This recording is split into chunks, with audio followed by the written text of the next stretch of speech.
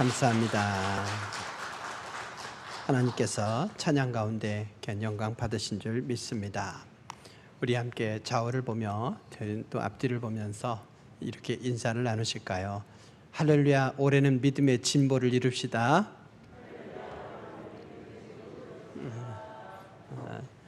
제발 좀 잘합시다. 잘 자라야 돼요.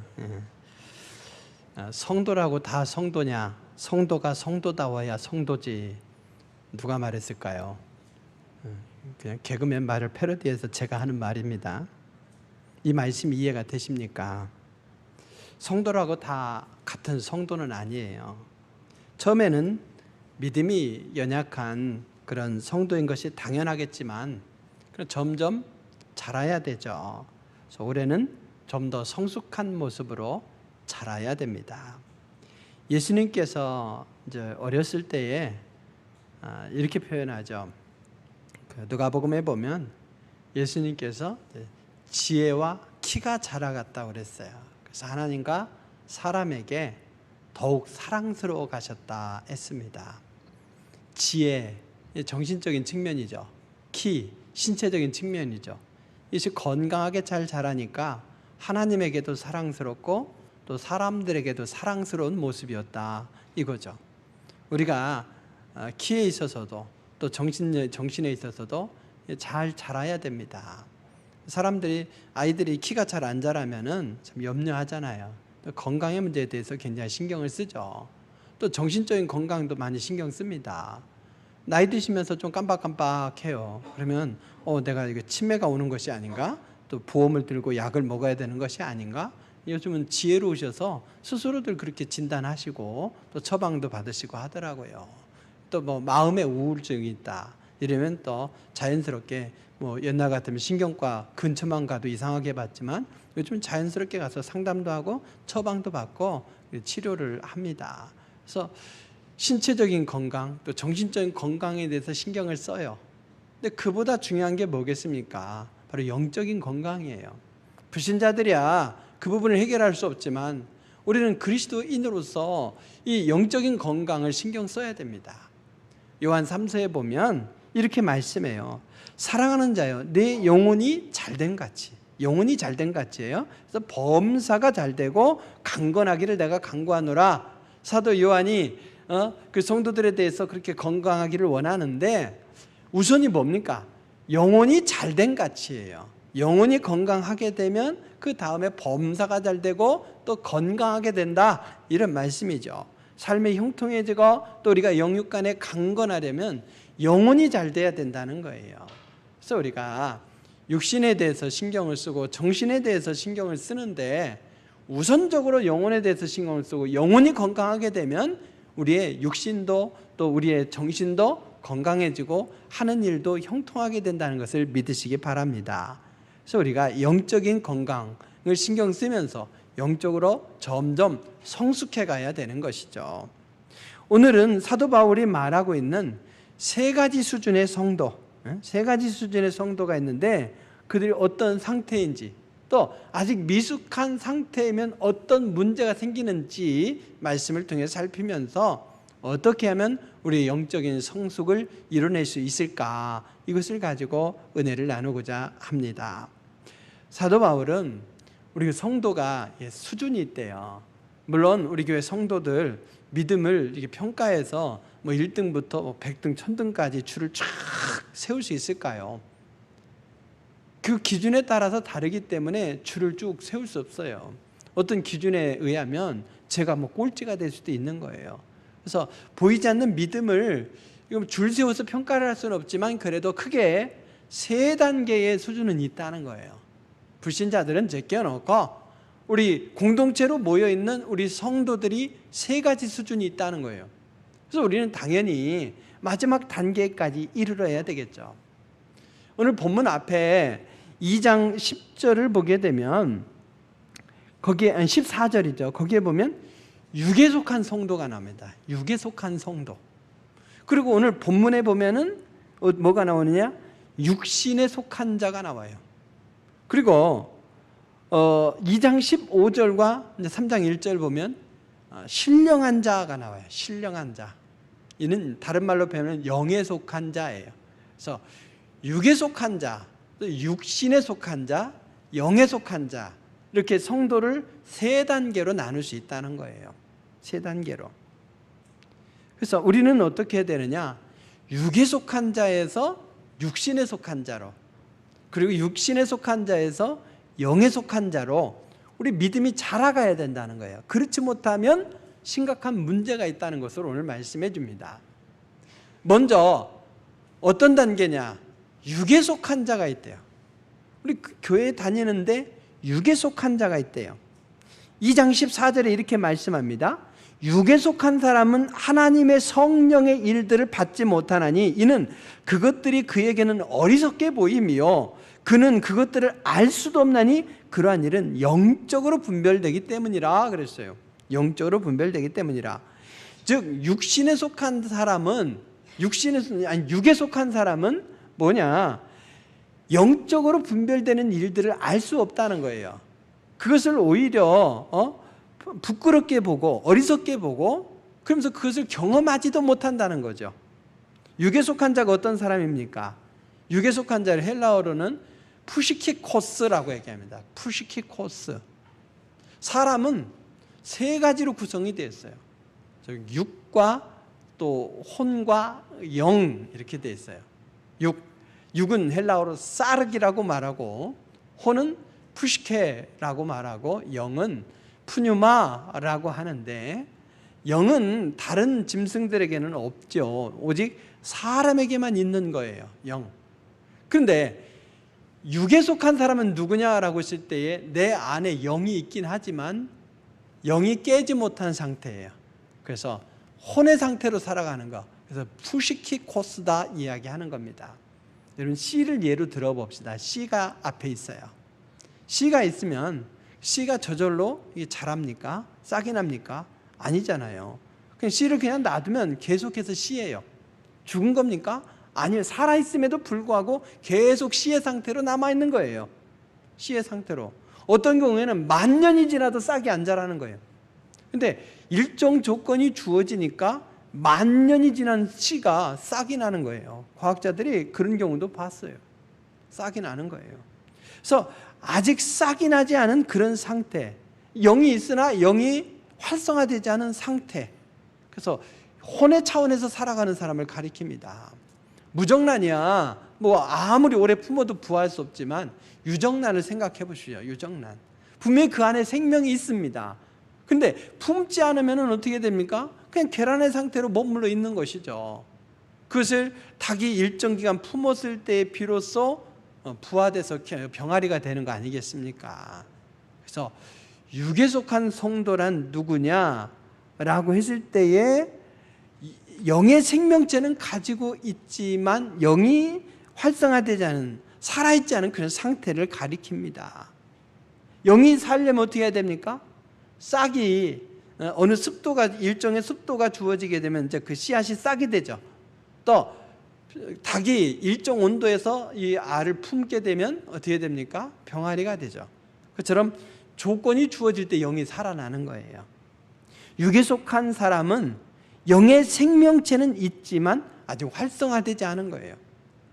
여러분 교회 다니는 것이 좋긴 한 거예요. 왜? 교회 분위기가 좋아요. 또 때로는 사람이 좋아서 다닙니다.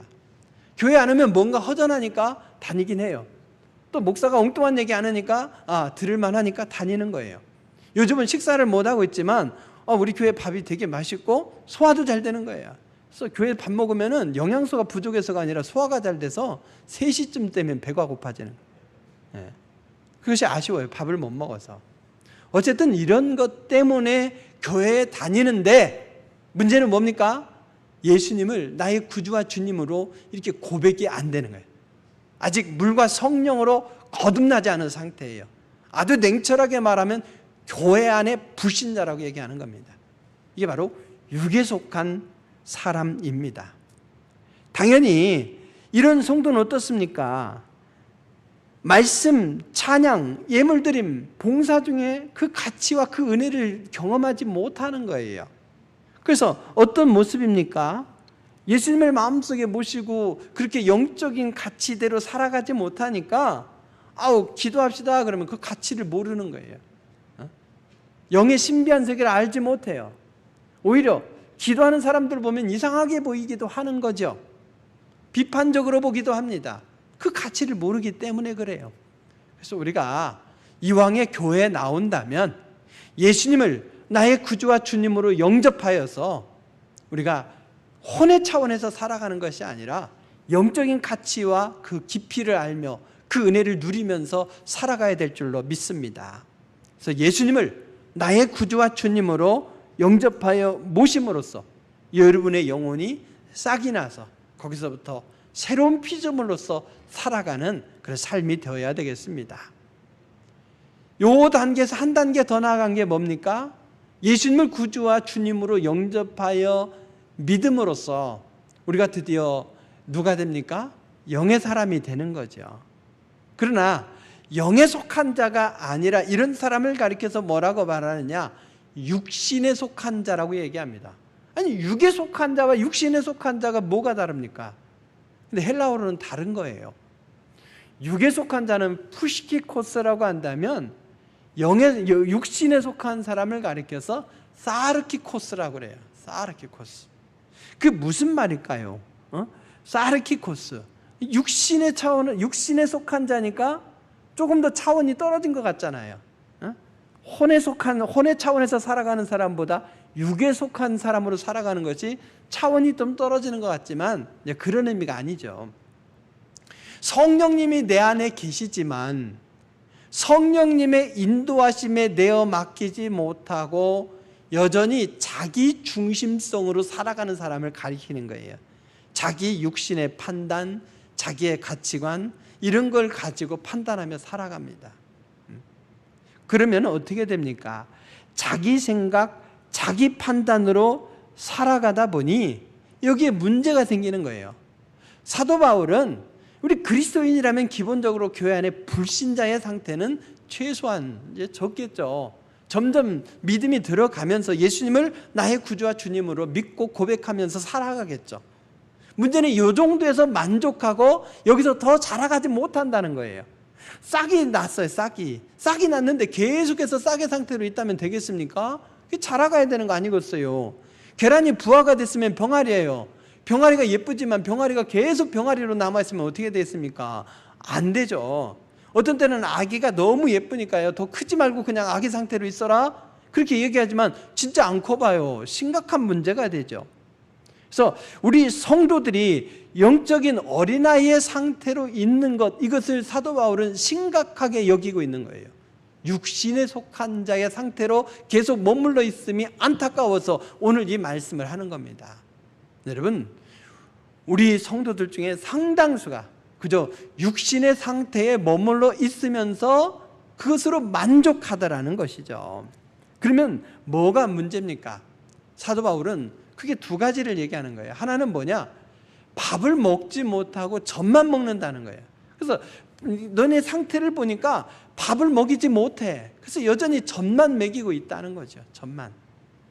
1, 2절 말씀에 형제들아 내가 신령한 자들을 대함과 같이 너희에게 말할 수 없어서 육신에 속한 자 곧 그리스도 안에서 어린아이들을 대한 것 같이 너희를 대한다 이렇게 말씀합니다. 내가 너희를 젖으로 먹이고 밥으로 아니하였느니 너희가 감당하지 못하였습니다. 밥은 감당하지 못하고 젖만 먹어야 되는 그런 상태라는 거예요. 이게 육신에 속한 상태에 있는 성도들의 모습입니다. 영적으로 어린 아이의 상태예요. 그러면 젖만 먹고 밥은 먹지 못한다. 그 얘기는 뭐겠습니까? 이런 거예요. 말씀을 듣긴 들었어요. 근데 초보의 상태에 머물러 있어. 그러면 여러분 애매하게 아는 거예요. 내가 구원받았대. 또 예수님께서 우리의 구원자가 되신대. 예수님께서 승천하셨대. 예수님께서 다시 오신대. 아는 건 다 알아요. 아는 건 다 아는데 아는 것을 애매하게 알다 보니까 이단에게 쉽게 넘어가는 거예요. 여러분 아예 복음에 대해서 몰라봐요. 이단도 그 사람들은 못 넘겨요. 근데 아는 게 있어. 그걸 가지고 이단이 와서 장난질하니까 거기가 더 좋구나. 끌려가는 거란 말이죠. 어린아이처럼. 어린아이는 어떻습니까? 어린이집에서 실험을 했어요.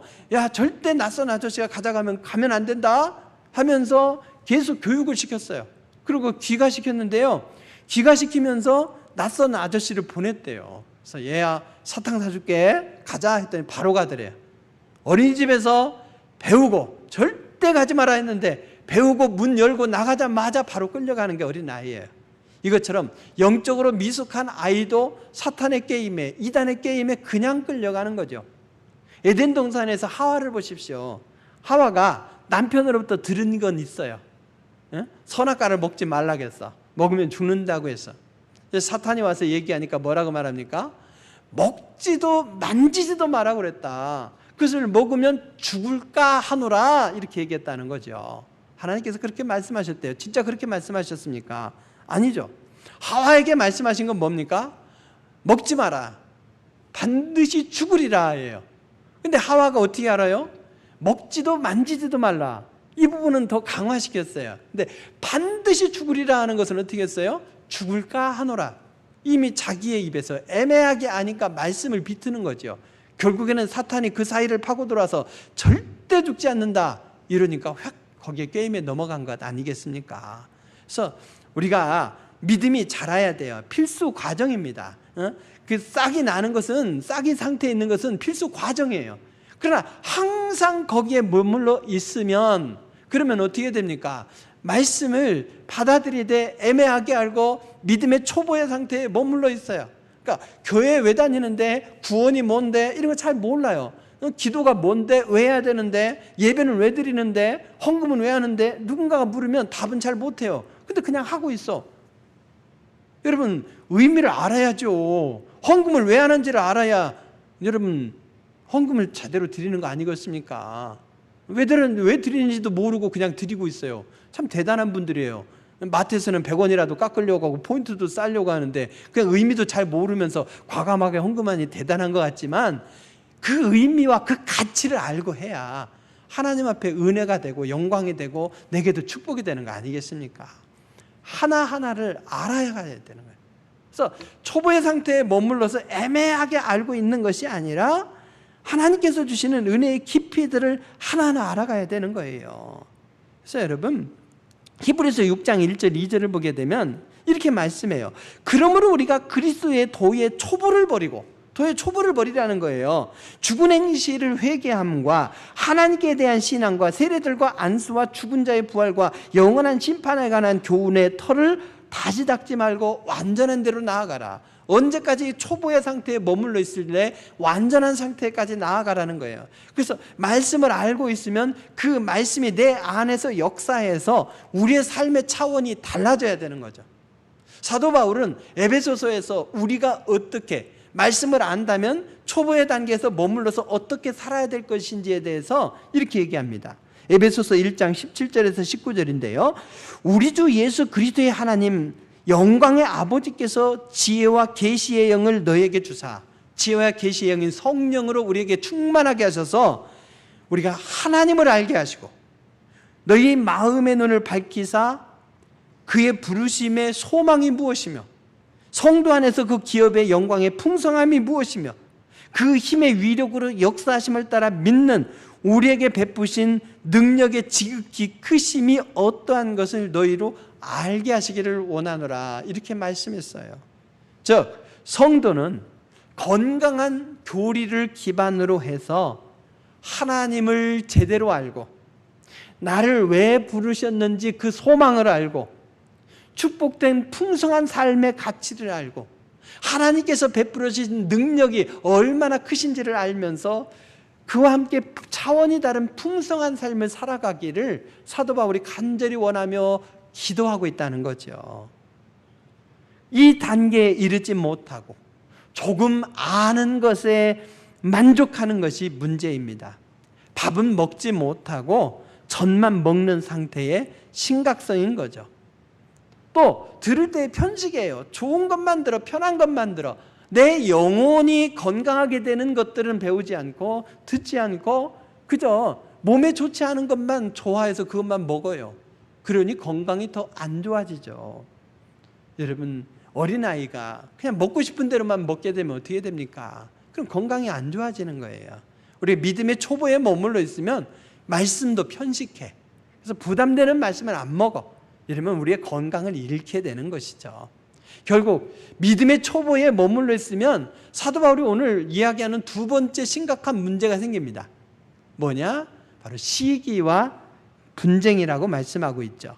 3절 4절 말씀해 보니까 너희가 아직도 육신에 속한 자로다. 너희 가운데 시기와 분쟁이 있으니 어찌 육신에 속하여 사람을 따라 행함이 아니리요. 어떤 이는 말하되 나는 바울에게라 하고 다른 이는 나는 아볼로게라 하니 너희가 육의 사람이 아니리요. 이렇게 말씀하고 있어요.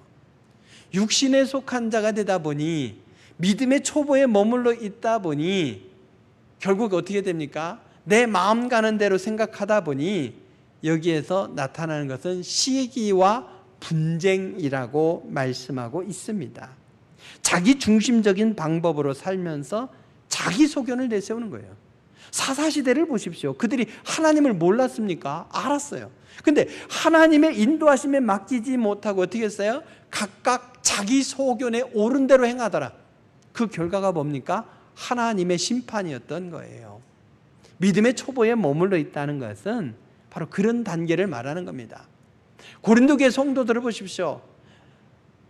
많은 은사를 받았어요.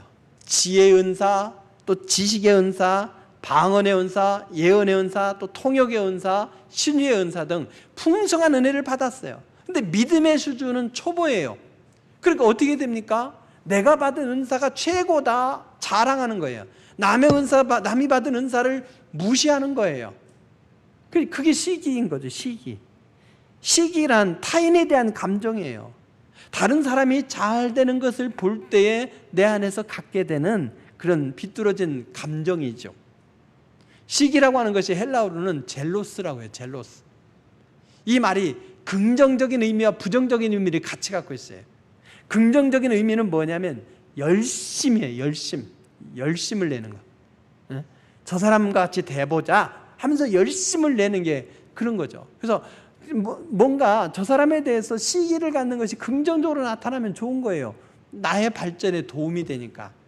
근데 대다수는 뭡니까? 부정적인 의미로 나타납니다. 그래서 그를 깎아내려야 되는 것이죠.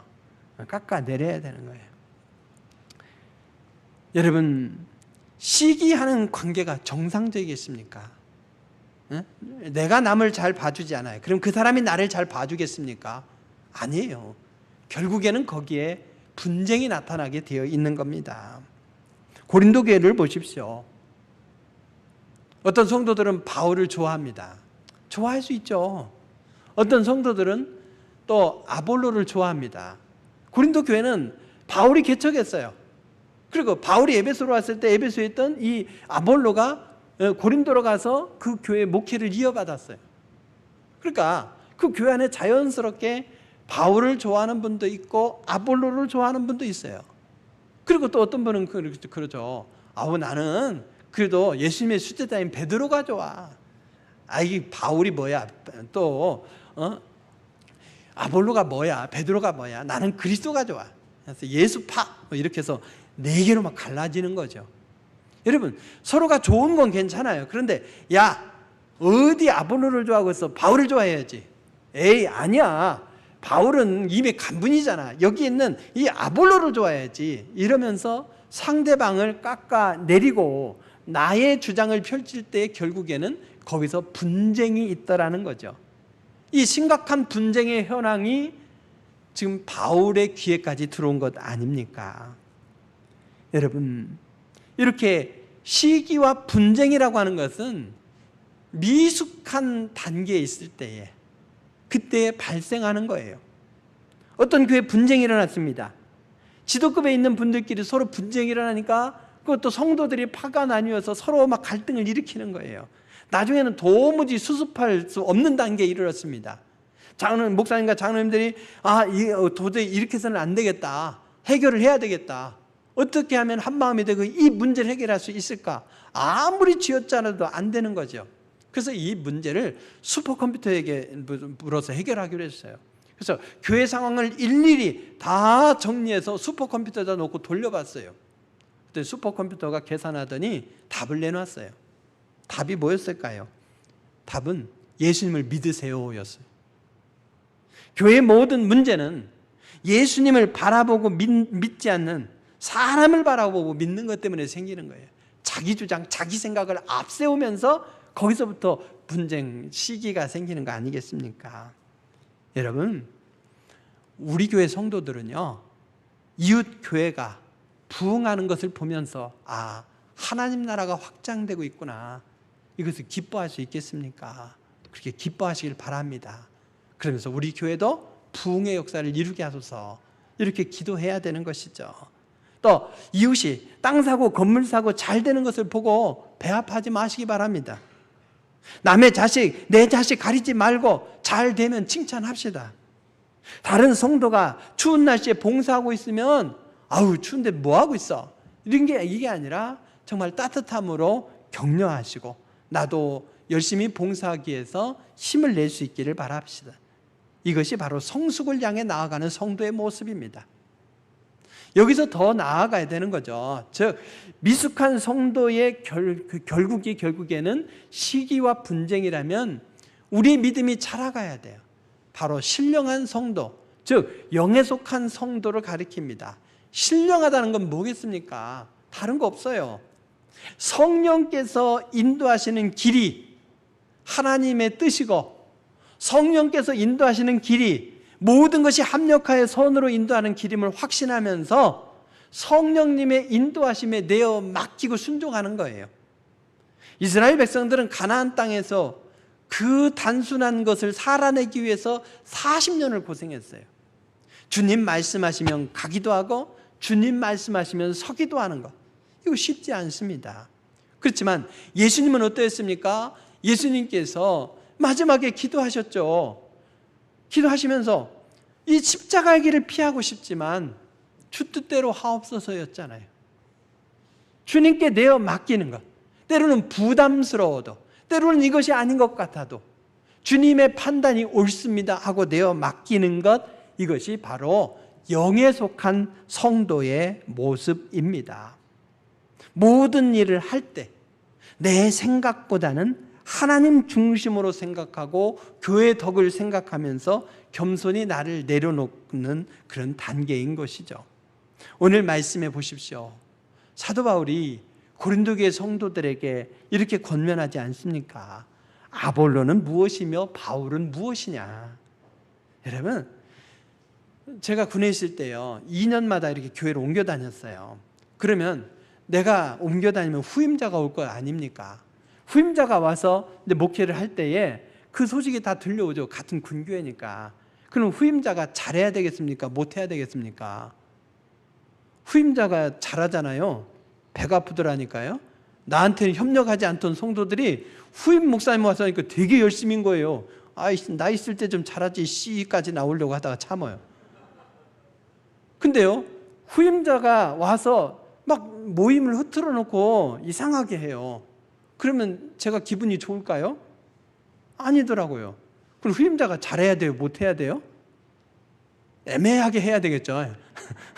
근데 나중에 회개했어요. 후임자가 와서 저보다 더 잘해야 되는구나.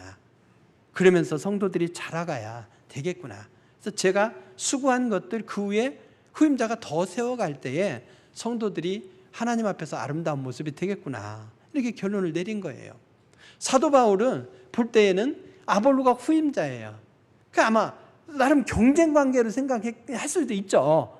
후임자가 와서 잘하면 배가 아플 수도 있잖아요. 교회가 지지부진하더니 그 목사님은 부흥했어. 아볼로가 오더니 부흥했어. 언변까지 탁월하거든요. 그러니까 이 아볼로가 와서 막 부흥할 때에 거기 오죽했으면 파가 갈라졌겠습니까? 근데 사도 바울은 영에 속한 사람인 거죠. 하나님 나라 입장에서 본 거예요. 그래서 보니 바울이 뭐가 중요하고 아볼로가 뭐가 중요하냐, 나는 씨 먹고 아볼로는 물을 주었다. 중요한 건 뭐냐, 하나님께서 자라게 하시고 하나님께서 열매 맺게 하는 것이다. 나는 누구냐, 사역자에 불과하다. 사역자를 헬라어로 보면 디아코노스예요. 즉 집사라는 말이 집사. 나는 심부름꾼이고 나는 사환이고 나는 일꾼에 불과하고 아볼로도 마찬가지고 하나님이 하시는 일이다 이거예요. 얼마나 성숙한 모습입니까? 우리는 하나님의 동역자이고 너희는 뭐냐? 하나님의 밭이요 하나님의 집이라 이렇게 말씀하고 있어요. 우리가 사도 바울이 되어서 우리가 하나님의 디아코노스, 집사로서 하나님의 동역자로서 이렇게 헌신해야 되는 것이고, 그러면서 하나님께서 나를 하나님의 밭에 농부로 부르셨고 하나님의 집에 건축가로 부르셨다는 것을 믿으면서 하나님의 밭에서 성령의 열매를 맺고 하나님의 집을 든든하게 세워간다면 그러면 됐다 이거죠. 이게 바로 성숙한 성도의 모습인 것입니다. 사도 바울은 바로 그렇게 영에 속한 성도의 모습을 모델로 보여주고 있습니다. 우리가 이렇게 영에 속한 성도의 수준에 이르기까지 자라야 될 줄로 믿으시기 바랍니다. 사랑하는 성도 여러분, 오늘 말씀에 보면 세 수준의 성도가 있는 거죠. 하나는 교회는 다니긴 하지만 예수님을 영접하지 못했어. 그래서 육에 속한 사람으로 그렇게 살아간다는 거죠. 육에 속한 사람으로. 그러면 뭡니까? 영적인 세계를 경험하지 못하니까 그것을 어리석게 여기니까 신앙생활에도 헛것이 되는 거예요. 그래서 예수님을 영접하고 우리가 참된 그리스도인으로 살아가야 될 줄로 믿으시기 바랍니다. 그렇지만 우리가 예수님을 영접하고 살아가는 과정에서 필히 거쳐야 될 단계가 뭐냐? 미숙한 영적인 어린아이의 단계, 육신에 속한 단계라는 거죠. 그래서 우리가 예수님을 믿는다고 하면서도 나의 생각과 나의 판단을 앞세우면서 결단하며 살아간다면 그러면 그는 믿음의 초보에 머물러 있는 것이고 그 결과는 뭡니까? 결국에는 시기와 분쟁이더라는 거예요. 그래서 우리가 영적인 초보의 단계는 꼭 거쳐야 될 단계지만 속히 우리가 성숙의 단계에 이르러야 됩니다. 바로 뭐냐? 성령에 속한 사람이 되어야 되는 것이죠. 영에 속한 사람. 그래서 우리가 이왕의 신앙생활하는 것 바로 영에 속한 사람으로서 성령께서 주시는 음성을 듣고 또 들으려니 기도해야 되는 것이죠. 기도하면서 성령의 음성을 분별하고 그 음성에 순종하면서 풍성한 열매를 맺으면서 우리는 살아가야 됩니다. 그것이 우리를 하나님께서 부르신 귀한 뜻으로 사는 것이요 새로운 피조물로서 새로운 차원의 삶을 살아가는 길인 것이죠. 그렇다면 우리가 어떻게 하면 이런 영에 속한 사람의 단계에 이르기까지 성숙할 수 있겠습니까? 여러 가지 방법이 있겠지만 사도 바울은 에베소서 4장 15절 16절에서 두 가지 방법을 얘기합니다. 우리의 삶에 올 한 해 동안 적용시키면서 성숙에 이를 수 있기를 바랍니다. 에베소서 4장 15절은 이렇게 말씀해요. 오직 사랑 안에서 참된 것을 하여 범사에 그에게까지 자랄지니라. 그는 머리니 곧 그리스도라. 그리스도에게까지 자라야 되는데 어떻게 자랍니까? 오직 사랑 안에서 참된 것을 하여, 즉 우리가 사랑으로 살아내야 된다는 거죠. 참된 사랑의 열매를 맺어야 거기서부터 그리스도에까지 자랄 수 있대요. 사랑은 모든 성령의 열매 중에서 은사 중에서 제1인 거예요. 그래서 우리가 말과 혀로만 사랑하고 사랑의 실천이 없이는 어떤 신앙의 성숙도 없습니다. 그래서 형제 사랑은 우리가 성숙하게 만드는 가장 중요한 방법이고 은사 중에 가장 귀한 은사예요. 강도 만난 자, 그의 이웃이 되어준 선한 사마리아인이 있죠. 그게 얼마나 부담되는 일입니까? 그러나 그것을 기꺼이 감내했던 것처럼 우리가 이웃을 섬기는 실천으로 살아갈 때에 성숙에 이를 수가 있는 거죠. 그 다음 절 에베소서 4장 16절은 거기에 더해서 한 가지를 덧붙입니다. 뭐냐? 그에게서 온 몸이 각 마디를 통하여 도움을 받음으로 연결되고 결합되어 각 지체의 분량대로 역사하여 그 몸을 자라게 하여 사랑 안에서 스스로 세우니라. 우리가 누굽니까? 예수 그리스도의 몸의 지체예요. 그러면 나 혼자만 자랄 수 있는 게 아닌 거예요. 나의 성숙이 다른 사람의 성숙으로까지 이어져야 됩니다. 내가 지체로서 다리라고 생각해 봅시다. 근데 하필이면 왼쪽 다리인데 나는 열심히 자라는데 오른쪽 다리는 자라지 않는다면 어떻습니까? 장애라고 얘기하지 않습니까? 안타깝죠. 두 개가 균형을 이루어서 잘 자라야 돼요. 삐뚤삐뚤 자라도 안 돼요. 그게 곧게 잘 자라야 되죠. 한쪽 팔만 자라고 오른쪽 팔은 또 한쪽 팔은 안 자라. 그럼 장애가 되는 거 아닙니까? 그래서 나만 자라면 된다가 아니에요. 우리 동부설립교회는 예수 그리스도의 몸이고 우리 성도들은 몸의 지체이기 때문에 서로가 어떻게 해야 됩니까? 온 몸이 각 마디를 통하여 도움을 받아야 돼요. 입으로 음식을 먹는다 해서 입만 즐거운 것이 아니라 그것이 입으로 들어가서 식도를 거쳐서 위로 들어가서 거기서 소화되고 또 소장에서 소화가 되므로 그것으로 영양분을 공급해서 골고루 자라게 하는 거 아니겠어요? 그래서 온 몸이 각 마디를 통해서 협력해야 되는 거예요. 다리가 조금만 안 움직여 보십시오. 그럼 순식간에 근육이 빠지면서 제대로 걸을 수도 없어요. 그래서 온 몸이 나의 이 건강이 다른 몸의 지체의 건강으로 이어진다. 이 책임감으로 살아가야 되는 거죠. 그래서 나만 잘하면 돼. 나만 자라가면 돼. 이러면 안 돼요. 온몸이 같이 자라갈 수 있도록 공동체 안에서 서로 협력해야 된다는 것이죠. 그래서 우리가 이웃을 사랑으로 섬기는 삶을 실천하면서 내게 할 수 있는 것을 하면 됩니다. 그러면서 우리 성도들이 서로 협력해서 서로 성숙을 도모할 때에 거기에서부터 우리 영적인 성장을 도모할 수 있고 영의 사람이 될 수 있다고 말씀하고 있는 겁니다. 우리가 성숙에 이르는 방법은 아주 간단합니다.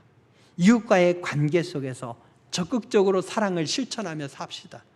또 우리 성도들과의 관계 속에서 나는 주님의 몸의 지체이고 이 지체들이 한 몸을 이루어서 우리 교회가 주님의 몸이 된다. 그래서 몸이 건강해야 내가 건강하고 내가 성숙할 수 있다는 확신을 가지고 서로 협력하며 상호 성장을 도모할 수 있기를 바랍니다. 신앙 안에 들어오셨다면 이제는 육적인 건강, 정신의 건강을 넘어서는 영적인 건강을 제대로 진단하고 건강에 신경 쓰시길 바랍니다. 영적으로 성숙해야 풍성한 영적인 세계를 경험하고 덩달아 풍성한 삶을 살 수 있고 남에게 또 혜택도 주면서 하나님을 기쁘시게 할 수 있습니다. 미숙한 상태에 머물면서 시기와 분쟁으로 살아가는 것이 아니라 성령의 인도하심을 받아 하나님을 기쁘시게 이웃을 기쁘게 나의 또 영혼을 기쁘게 하면서 풍성한 삶을 도모하는 여러분 되시길 주의 이름으로 축원드립니다. 기도하시겠습니다. 귀하신 아버지 하나님, 교회가 좋아서 다니지만 또 불신자의 그런 상태로 머물러 있는 것은 아닙니까? 주님을 믿는다고 고백은 했지만 영적인 어린아이의 상태에 머물러 있는 것은 아닙니까? 주여 도우시사 그 상태들이 미숙한 상태가 다 문제임을 우리가 심각하게 인지하면서 영적인 성숙을 도모하는 한 해가 되게 하여 주시옵소서. 영혼이 잘 될 때에 범사가 잘 되고 우리의 모든 것이 강건하게 될 줄로 믿사옵나니 사랑의 실천을 통해 성도 간의 서로의 섬김과 도움을 통해서 상호 성장을 도모하면서 하나님을 기쁘시게 하고 이웃을 풍요롭게 하고 우리의 영혼이 성숙해지는 그런 은혜를 살아갈 수 있도록 한 해 동안 지켜주시옵소서. 놀라운 믿음의 진보를 이루는 한 해가 되기를 원하오며 예수님의 이름으로 기도드립니다. 아멘.